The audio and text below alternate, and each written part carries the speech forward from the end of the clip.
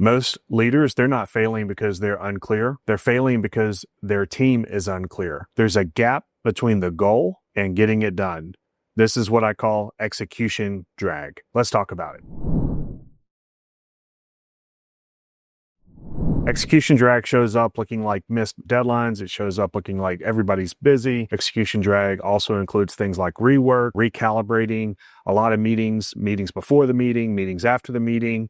People are constantly sort of cycling on what exactly does it mean to get certain things done, what really matters most, what's most impactful, what's most important, how do they get things off their list, how do they know what to make trade-offs and priorities around. That's all execution drag. And that happens most frequently in the team that has to do the work, not necessarily in the leader who's trying to manage the successful outputs, the results, the value that needs to be created. It's happening in the team, the people who are trying to get the work done. That's what execution drag looks like, and this is what we're going to talk about today. Execution drag is basically a symptom that comes from a broken execution system. Most people think execution looks like tasks. It looks like breaking big things down into smaller parts, and it looks like delegating things into, a task list, a project management system. Maybe you do to-do list. That is not an execution system. That is a way to do execution. That is a way to manage tasks, but that's not a system.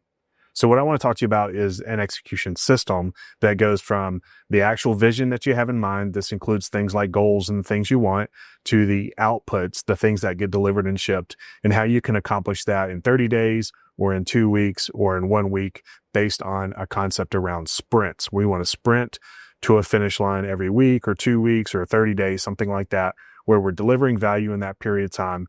This is sort of the basic construct of the execution system, is how do we go from what we want to delivering it in a specific time frame, whether that's 30 days or let's say 2 weeks or 1 week as a sprint. So the execution system itself relies on a couple things. Number one, we need to know what problems we are solving. So this always requires us to do clear problem statements that help us understand something more tangible, more specific that we need to address. The problem statement always starts with the problem is, and it's a full sort of thought, right? So the problem is we don't have the cash flow to accelerate our marketing and advertising budget because our sales and acquisition isn't reliably turning into booked deals that create clear income.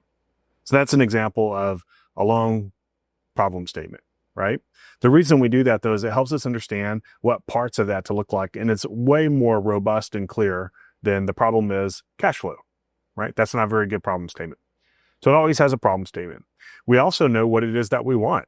How do we define the specific results that we want? So we can always describe those as definitions of success or success criteria or what must be true. So we might say what must be true is by the end of the 30 days, we will have a reliable way to generate sales and book deals according to at least 10 qualified sales leads that turn into one $2,000 order or whatever. Right? So that would be an example of what must be true. And you can break that down. And you might also include in there what must be true is CRM is updated. What must be true is, 30 downloads of a lead magnet. What must be true is every lead gets called back or emailed back within 24 hours. Those are all things that you would put in the must be trues. So now we have problems, the things we want, how we're defining the outcomes or the results that matter to us, and what must be true. Now we're starting to look at the beginning and the end of an actual execution system because we can see how we want to understand it from a vision perspective of what we want to see get delivered, and we've got it time bound in 30 days. Now we can turn that into the very specific parts and pieces that everybody on the team need to actually work towards. So let's talk about how you understand this concept cleanly using the VIM model. The VIM model is vision, intention, and means. Vision is always the things you want. Intention is all your willful action of what you will do, what you will not do. It always drives trade-offs.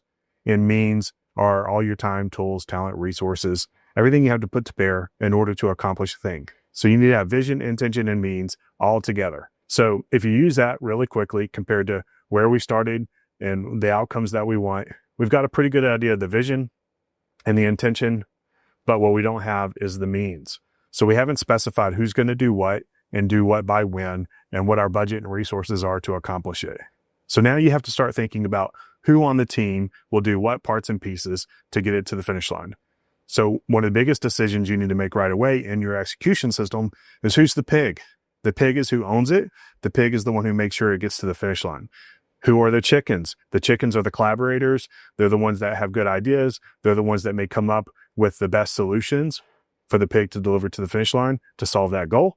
And then who's the champion? Who's going to enable it? Who's going to advocate and sponsor the overall initiative so that it can get done at the highest levels? And it has the air cover it needs. It has the resourcing it needs, right? So those are the three different roles that we want to make sure are clearly spelled out in that period of time for that specific purpose. Now that's starting to look like a system. It's got all the parts and pieces in play. Who are the people? What are they going to be doing? What is the outcome that we want? When do we want it by? All those critical pieces are coming together. So now we've gone from the leader having a really clear idea of what they wanted, turning into the team and all the individuals on the team knowing their roles and what they're going to play and how they're going to measure success of what must be true, what must be delivered at the end of 30 days so they can all get to work with the clarity they need. Now we're able to address execution drag, the things that slow you down and hold you back, to an execution system that moves you forward so you get the right stuff done at the right time with the right people. That is a great way to orchestrate and move your systems to the most important work and reduce your execution drag. If you like this content, press like and subscribe. And I've got a free framework for you at 4corequestions.com. Hope you'll check that out. Thank you. Hey, glad you're here. Glad you watched this great content.